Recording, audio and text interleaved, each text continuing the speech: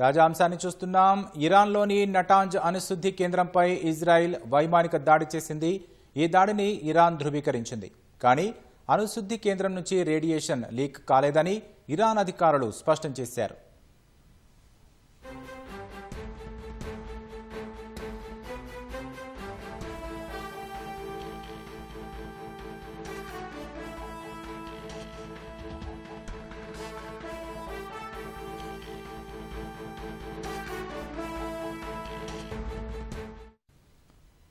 తాజా అంశాన్ని చూస్తున్నాం. ఇరాన్లోని నటాంజ్ అణుశుద్ధి కేంద్రంపై ఇజ్రాయిల్ వైమానిక దాడి చేసింది.